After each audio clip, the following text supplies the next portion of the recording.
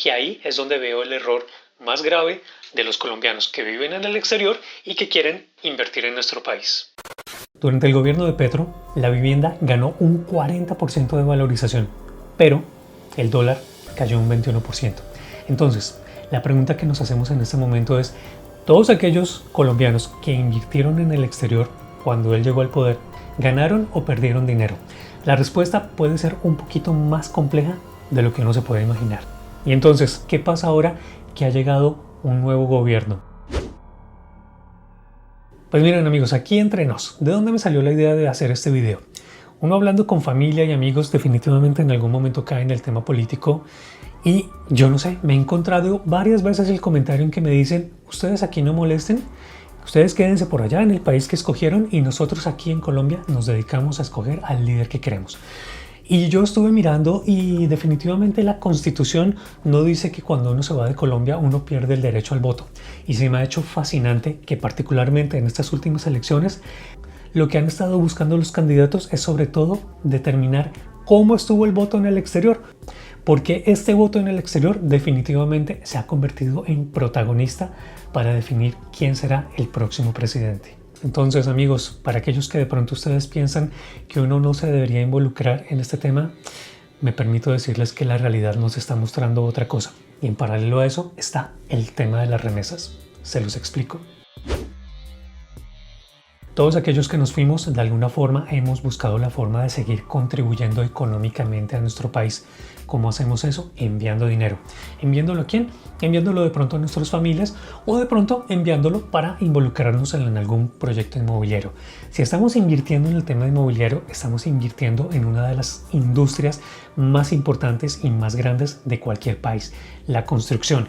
Si estamos haciendo esto, automáticamente nosotros estamos también generando a la contribución o a la construcción de nuevos empleos. Entonces, por favor, no nos den tan duro, que yo creo que de alguna forma estamos poniendo nuestro granito de arena en la economía del país. Y ese granito de arena, ¿qué tan grande o qué tan pequeño puede ser? Pues miren, me encontré esta tablita de The Global Economy que nos está resumiendo cuál es nuestra contribución, es decir, de los colombianos en el exterior, por año en porcentaje del Producto Interno Bruto. Y miren esas cifras tan interesantes. 2017 nosotros pusimos el 1.87% de la economía del país.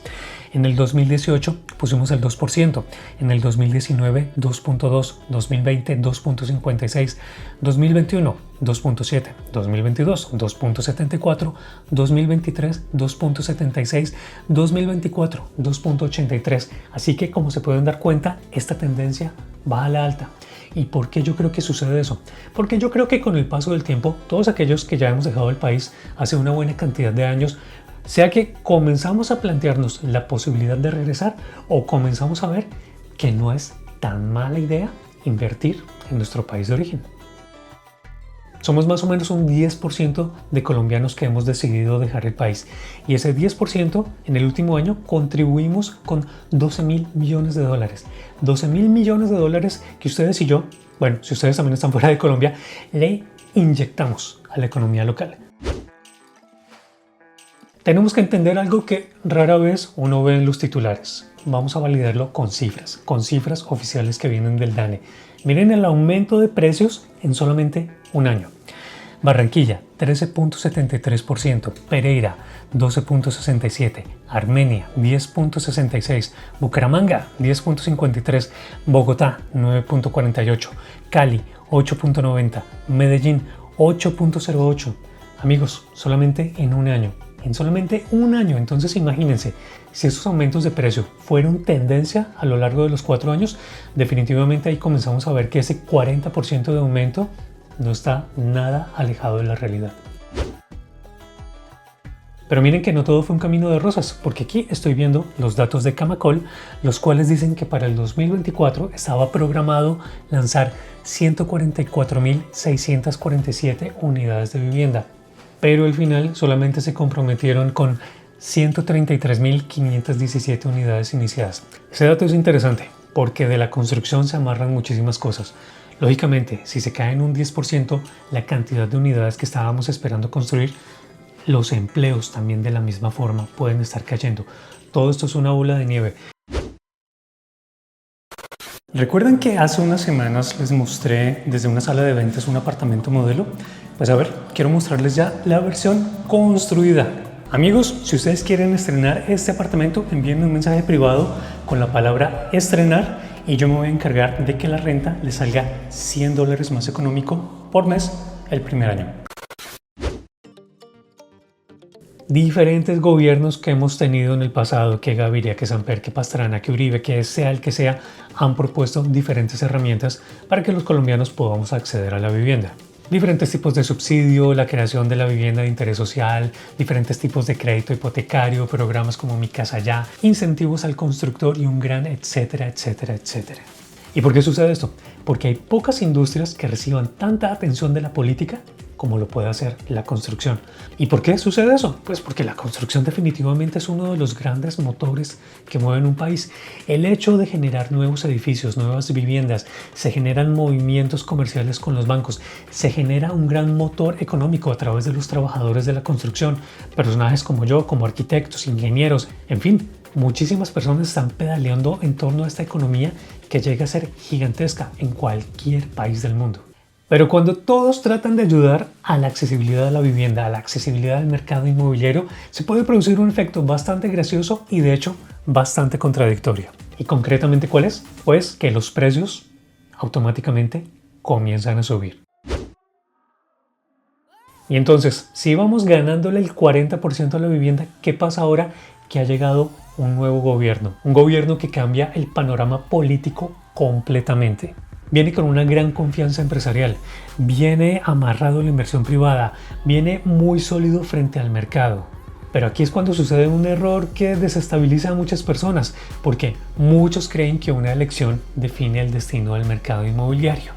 Y la realidad suele ser menos emocionante y muchísimo más compleja.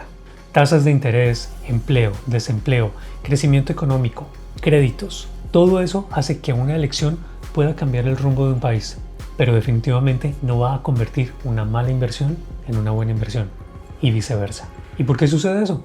Pues porque los presidentes cambian cada 4 años y una mala compra puede acompañarlo a usted durante 30 años o más.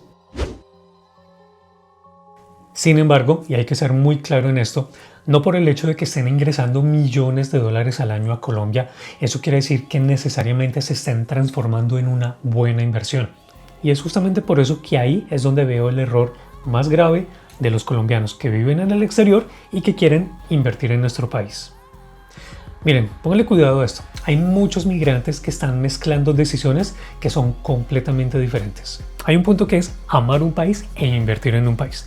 Definitivamente muchísimos de los que hemos ido extrañamos Colombia, muchas veces tratamos de visualizar nuestro futuro allá, pero definitivamente hay que poner un poquito el corazón frío y la mente sobre todo para poder tomar las decisiones correctas. Extrañar a Colombia es totalmente normal, querer regresar es totalmente lógico, el querer comprar algo en este país definitivamente está enmarcado dentro de las metas que muchísimos migrantes tenemos al momento de dejar el país.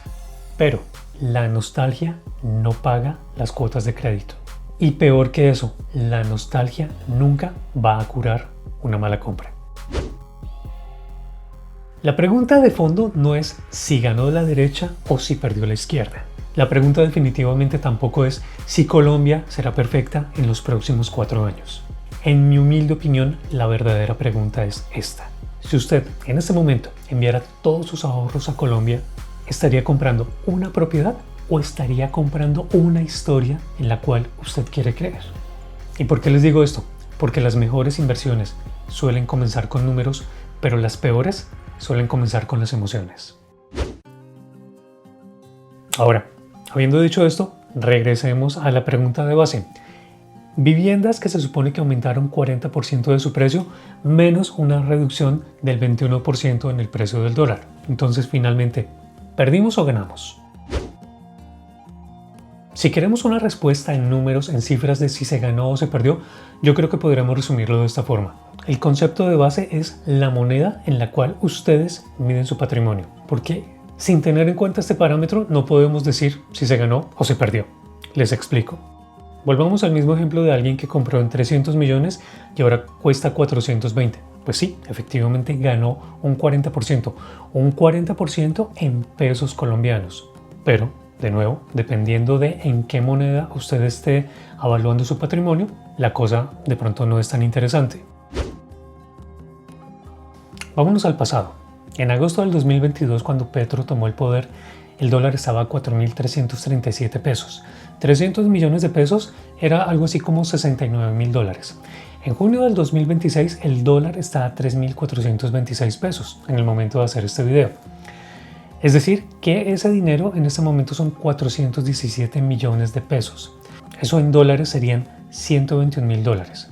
Como resultado, tenemos un más 76% medido en dólares. ¿Y por qué sucede esto? Porque la vivienda subió en pesos y el peso colombiano se fortaleció frente al dólar. Dos fuerzas que definitivamente jugaron en favor del inversionista extranjero. Ahora, ese es el valor del activo, pero no necesariamente esa es su rentabilidad neta. Porque a eso tenemos que descontarle muchas cosas como inflación, gastos de notario, administración, renta, impuestos, si la propiedad era para renta y en algún momento estuvo vacía, en fin. Es difícil como establecer el valor definitivo, pero si nos basamos solamente en lo que fue el precio al comienzo y el precio al final, pues sí se podría decir que hubo una ganancia bastante interesante. Así que, contrario a lo que muchos imaginarían, personas que compraron en el comienzo del gobierno pasado definitivamente hicieron una inversión bastante interesante.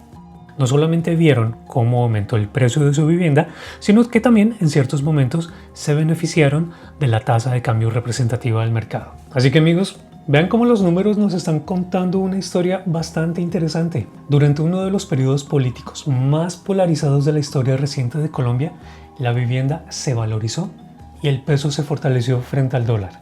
Y yo creo que nadie hacía esa apuesta hace 4 años. ¿Ustedes cómo la vieron? ¿Ustedes pensaron que las cosas se iban a desarrollar de esta forma? Les hago una pregunta. Si ustedes tienen 100.000 dólares ahorrados en el país en el que estén en este momento, con este nuevo gobierno, ¿se atreverían a invertir ese dinero en vivienda en Colombia? Por favor amigos, todo lo que me quieran decir en la caja de comentarios y ¡aviento!